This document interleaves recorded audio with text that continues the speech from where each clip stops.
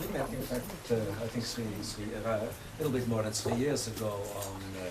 I did my book on American Jewry's challenge. I must say, I've rarely met a person who manages to squeeze so many ideas in such a short time. And I thought it was a very interesting interview, which dealt with an endless number of challenges: individualism, secularism, the role of Israel in the education of rabbis, eclecticism, the Jewish landscape. How do you transfer something Jewish to the next generation? The outreach. I think that's what comes from memory. I'm sure another 50 subjects there.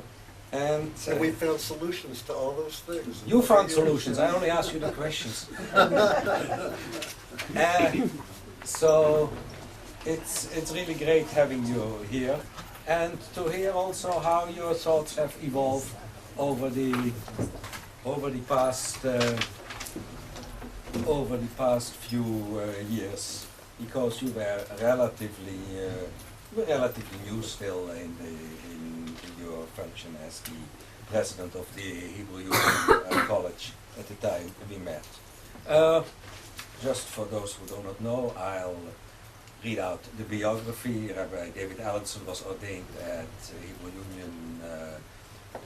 Union College in New York in 1977. He has a PhD in sociology of religion from Columbia University in 1981. Rabbi Ellenson has published a number of books between tradition and culture, the dialectics of Jewish religion and identity in the modern world. His newest book, after Emancipation, Jewish Religion, Responses to Modernity, was published by Hebrew Union College Press in 2004.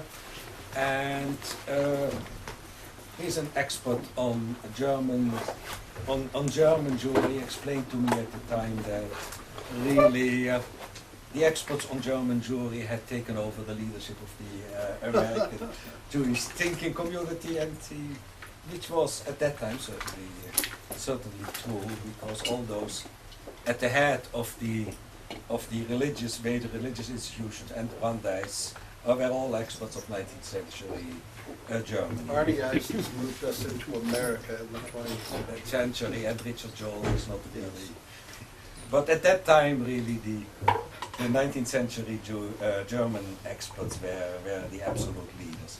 And David became the 8th president of Hebrew Union College in 2001. He'll speak to us today on reform Jewry, its challenges, and how it prepares to meet them. Thank you for coming here. I always appreciate the claps before I begin. We'll see what it's like at the end. Anyway, I think maybe I'm used to being this formal all the time, particularly in Israel.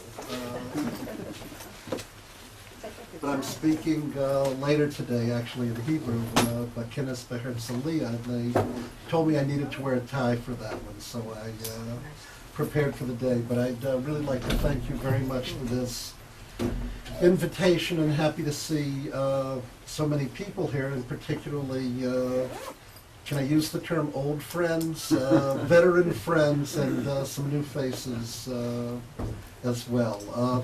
In any event, what I want to do is talk a bit about Reform Judaism in the United States in particular, though I'm happy to speak about it in other parts of the world as well. And I want to try to place it in some kind of perspective. What I would like to describe today, and I cannot help but speak as an historian, that's what my miksoa, my profession is. I'd like to speak a bit about how Reform Judaism has evolved in the United States, and in that sense then try to place it in context, what I think are the larger issues. I do believe generally, given the state of Judaism in the United States today, the success of the Reform movement in addressing so many elements in the Jewish population is probably a key to what the future of Judaism and the Jewish people, Goral Yehudi, will be in America. There are some evenings where I feel completely sanguine. Well, I never feel completely sanguine. There are days when I feel that perhaps the future is a bit more optimistic, and other days I tend to be somewhat pessimistic, but I never attempt to surrender to my pessimism. I know, speaking to an audience located here in Jerusalem, pessimism never marks the Israeli psyche in any way.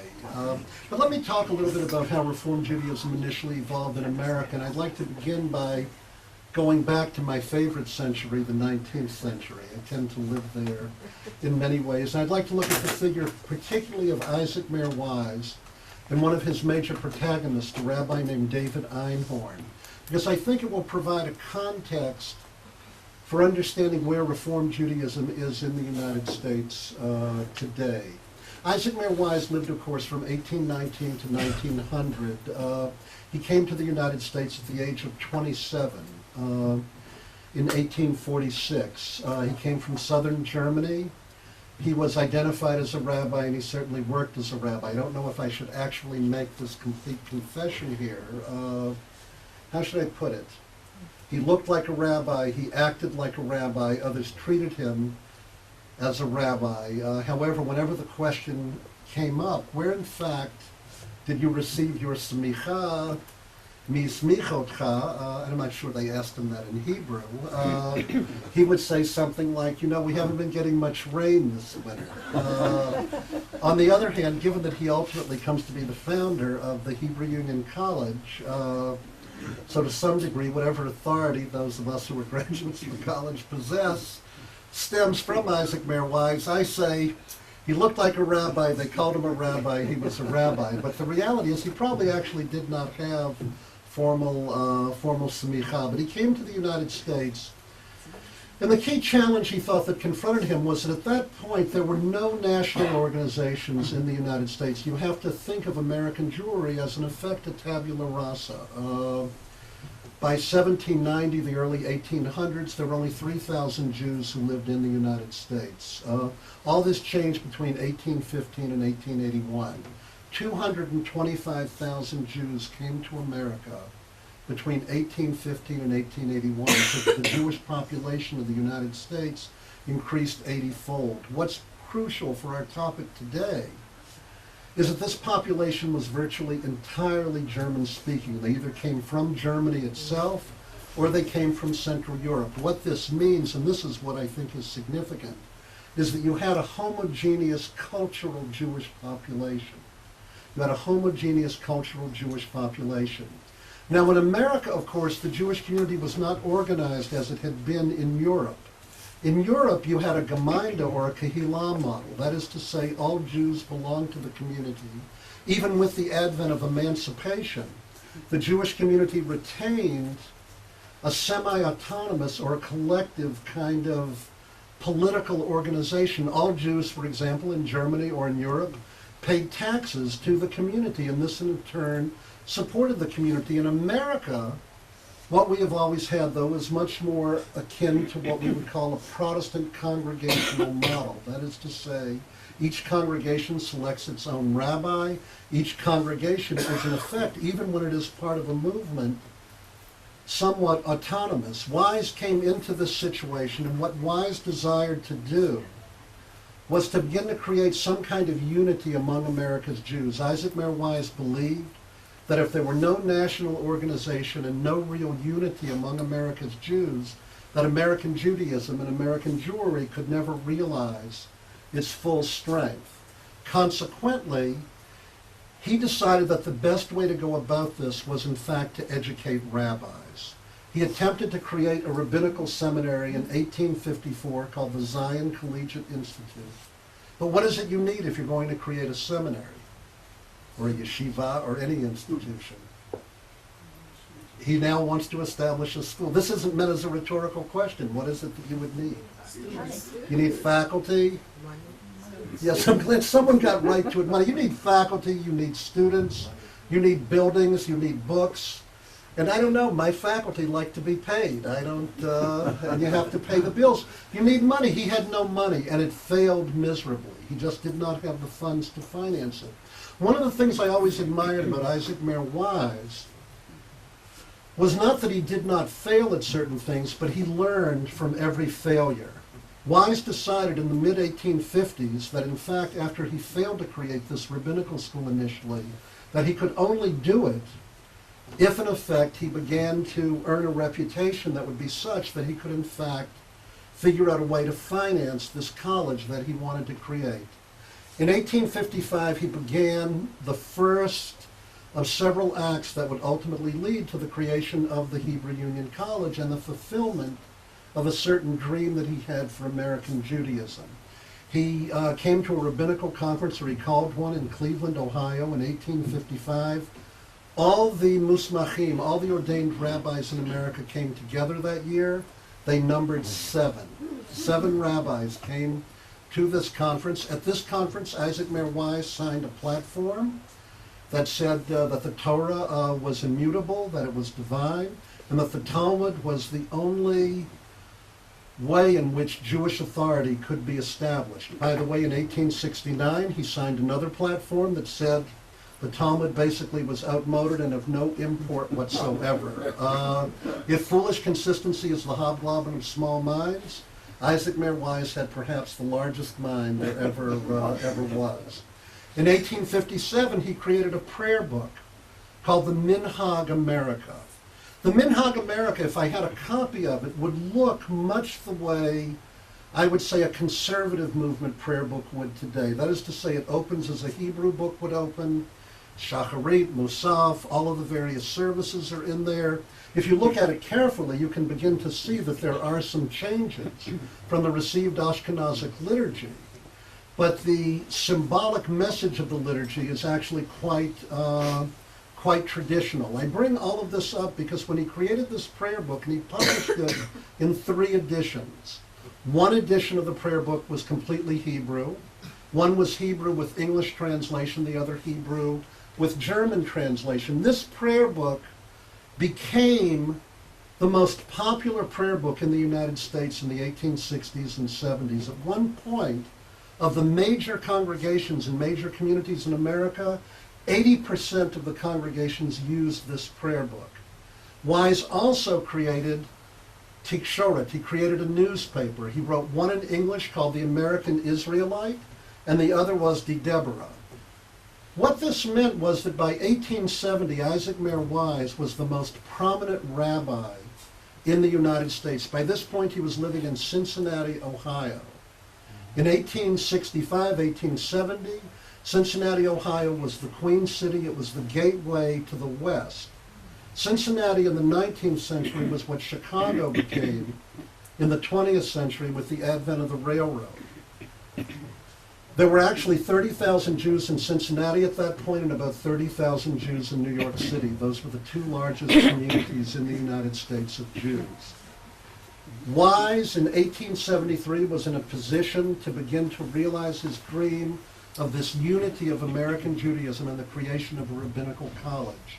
In 1873, he founded the Union of American Hebrew Congregations.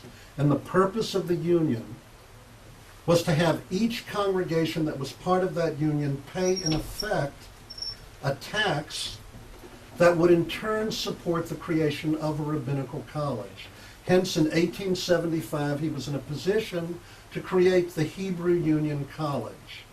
In 1889, he established the Central Conference of American Rabbis, and this is the point I wish to make. When one looks at all of the institutions that Isaac Mayer Wise created, and this is something that's fairly interesting, the word Jewish doesn't appear because Jewish was not a very polite term. Hebrew was considered to be a much more polite term in English at that point.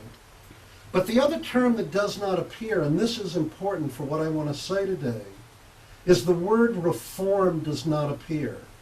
It does not appear because Isaac Mayer Wise, and this is a great irony, did not actually think he was creating Reform Judaism. What Isaac Mayer Wise thought he was creating was American Judaism.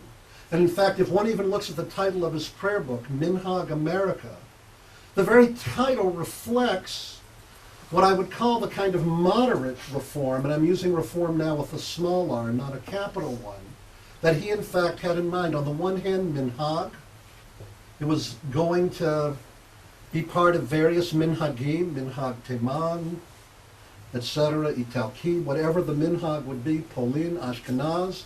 He was going to draw on the tradition, but simultaneously he was going to affirm the right of America to create its own form of Judaism. And the very fact that his prayer book was used by 80% of the major congregations in America is a reflection that Wise's dream of a unity of America's Jews with a minority population of, let's say, extreme, in quotes, reformers on the one hand, and people who would have been what we would today call Orthodox on the other, Wise felt that he could speak to the overwhelming bulk of American Jews. And in fact, the success of his prayer book indicates that. The point then that I want to make, just to re-emphasize it, is that Isaac Mayer Wise genuinely believed that there could be unity among America's Jews, and his aim in creating the Hebrew Union College, as he stated on numerous occasions, was to train and educate all types of rabbis for the United States, that is to say, Orthodox as well as Reform.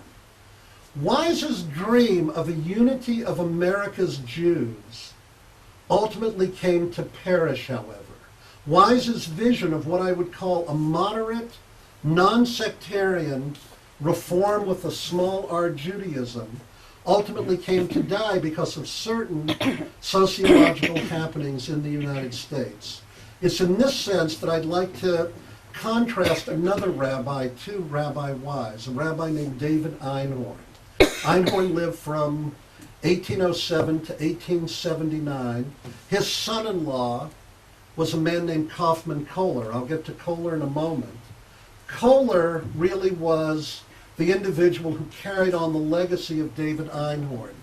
During their day, Einhorn, relative to Wise, was a very, very little, I wouldn't necessarily say import, but he did not possess the influence that Isaac Mayer Wise possessed. Wise was completely dominant during the era when both of these men lived. Einhorn believed in what I would call a sectarian Reform Judaism. He did have semicha from a traditional yeshiva in Germany. He was extreme, though, in his advocacy of Reform Judaism. He was also politically extremely liberal. I should say that Isaac Mayer Wise, living in Cincinnati, when asked the question, what does Judaism have to say about slavery?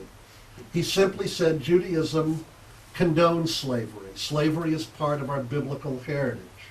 In contrast, David Einhorn came to the United States in 1856. He had been arrested as a liberal, as a revolutionary in the revolutions of 1848. He came to Baltimore. From the first day he started preaching at his synagogue, he was an abolitionist, and he preached against the evils of slavery. Finally, by 1860, his congregation in Baltimore came to him and said, Rabbi, quite frankly, remember Baltimore, Maryland was a slave state? You are killing us. You cannot speak this way in the larger community. And this will give you an idea of David Einhorn's character. David Einhorn got up the very next Shabbat in his synagogue and said, the board has approached me. They have told me that my views are unacceptable, that I, in fact, am placing the Jewish community in a precarious position. He said, perhaps I have really not explained this issue properly. And he gave the strongest anti-slavery speech of his entire life, of which he had given many. I'm sure that all of you have told your children and grandchildren that, in fact, if they stand up for their principles, people will respect them. That is true. People may respect you, but they will not necessarily give you a job. What actually happened in this case was that they literally chased him out of town and he had to go to Philadelphia. He wrote a prayer book called the Olat Tamid. There are a number of interesting things I could say about it. And if we had more time, it's an interesting document to look at. But this book, unlike Wise's, has virtually no Hebrew. By the way, he would not allow it, this is interesting, during his lifetime to be translated into English. What language do you think it was in, principally? German. German. What other language would Gott in Himmel, in fact, understand. It was almost entirely in German. He said that, in fact, the pure spirit of reform could only be expressed in the German language. Wise embraced America. Einhorn still had these very, very strong Germanic feelings and roots. He complained that before too long, America was going to be chained in slavery, and lulled to its denouement, I suppose one could say, by the lullabies of the Minhag America. The two of them, by the way, engaged in wonderful polemics. No insult is intended to anyone, I'm just quoting this. Einhorn would generally speak of Wise and say, as the little Chazan from Cincinnati says, because of course there was the question about his semicha, and in contrast, Wise would respond, as my esteemed colleague, the Reverend Einhorn asserts.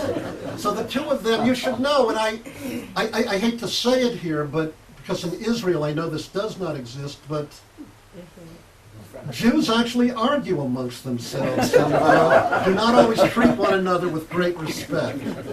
In any event, what is it that ultimately happens? And this would be the major point I want to make. Einhorn's vision of reform, and not Wise's, actually comes to triumph in the United States for over 100 years. And given the position that Isaac Mayer Wise occupied as the Miyased, as the founder of every reform institution, why is it that Reform Judaism in America came to look like the reform of David Einhorn and not the reform of Isaac Mayer Wise? And the key to this puzzle, as it were, comes in 1881, because what begins to happen in 1881, and this will change American Jewish history, people like my grandparents begin to show up in the United States. Wise could dream, even if you want to call it reform, of a Judaism that could speak to all Jews in America, as long as these Jews were culturally homogeneous. When they begin to be culturally heterogeneous, and there were significant cultural differences between German and Eastern European Jews, Wise's dream of a unified American Judaism did not ultimately perish, I would argue, as an historian, because of some great theological debate. His dream of a unity of America's Jews and a Reformed Judaism that could speak to all Jews in America perished because sociologically there was not a gap apart, there was literally a Grand Canyon separating Eastern European and German Jews in the United States. In 1883, the Hebrew Union College ordained its first class of rabbis, and you have one of the most famous or infamous events in American Jewish history. People like Benjamin Zold and Jastrow were invited. Zold was actually the graduation speaker, Henrietta Zold's father. These people were more, in quotes, positive historical. They would later come to be conservative Jews. As many of you know, there was a banquet held, and now I'm going to make a sociological observation, not an halakhic one. From an halakhic standpoint, it's either kosher or it's not kosher. But from a sociological standpoint, I would try to make a distinction between what I would call high treif and low treif. High treif, or excuse me, low treif is so you go and you have a hamburger somewhere that's not shechted properly, etc. It is not kosher. I mean, it's asur, it's treif. But think if you were to go and then on top of that hamburger you were to put cheese, shrimp, put whatever else you want. That's what I would describe as high treif from a sociological standpoint. At this banquet, it was really high treif. Almost every bit of non-kosher shellfish you can imagine was served at this banquet. Now, I actually have colleagues who are American Jewish historians who tell me that this was a caterer's error. Yacholiot. I mean, anything is really possible, but I will tell you it's somewhat counterintuitive. First, they had a menu printed. So somebody saw it, and I'm going to even imagine Isaac Mayer Wise did. He did not apologize for this. In other words, let's not run out and get the tuna fish and egg salad. And I think what it really did in the end, whether it was a mistake or not, it actually delivered a message. And this is what I think the message was from Wise. Prior to the advent of these Eastern European immigrants, I thought that I could address all the Jews in the United States because they were culturally homogeneous. Now that these Eastern European Jews have come, I'm going to have to go on one side or the other. And ultimately the side upon which he landed was in effect to say, Judaism is in the end a universal, rational religion allied with progress. Remember, this is before the Shoah. Jews really believe in the Mashiachiyut, I would almost call it, of Enlightenment thought. They genuinely believe in it. You cannot understand 19th century Judaism of almost any variety if you do not understand the confidence these people had in Western culture. They lived in a different time than we live in. And what I think is really interesting is that Wise, in effect, was saying we have a universal rational religion. We're going to eschew Jewish nationalism. We don't need really religious ritual in the way that we had it. And we're going to be a universal rational religion allied with progress. That was really the message that was given the Eastern European Jews. And if you think that Judaism is contingent upon what you put in your stomach and not ideas of universal morality that we're going to promulgate in our mission to the rest of the world to be an Or LaGoyim, then you misunderstand the Jewish religious tradition. And in fact, in 1885, the Reform movement writes a platform in Pittsburgh, and the author is Kaufman Kohler. Kohler is a fascinating figure. He grew up in a very traditional background, yeshiva background in Europe. In fact, when he left his background, he, like Heinrich Gretz, and I won't get into all of this here, had read a book by a man named Samson Raphael Hirsch called The 19 Letters, and Kohler went and actually lived with Hirsch for 2 years as he was moving from his very, very traditional background into the world of modernity. And when Kohler was ultimately inaugurated as president of the Hebrew Union College, he spends over a page and a half talking about his teacher, Samson Raphael Hirsch.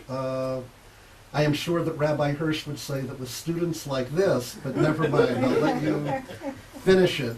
Kohler wrote this platform.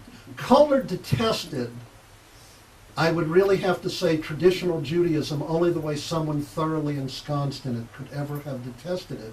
Because if someone weren't raised in it that way, it would be of no, they would not react in the way that Kaufman Kohler did.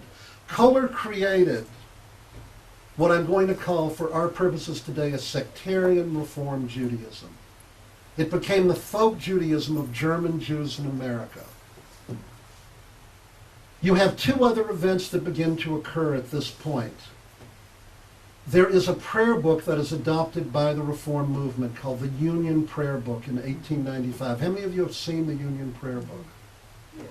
I'll just say that the Union Prayer Book, for people who are used to davening from a traditional Siddur, would not look like a traditional Siddur to such people. I will say, for people who were raised in a classical Reform tradition in the United States, issues like Torah Sinai may not be of such import, but as one of my aunts from Mobile, Alabama put it to me, when the Reform movement created what was called the Gates of Prayer in 1975, she said, "What have you rabbis done to my Union Prayer Book?" She was not sure if the Torah came from Sinai. She was certain that the Union Prayer Book did. Of that, there was no question in her mind. And then in addition, you begin to get what is a uniquely American Reform custom.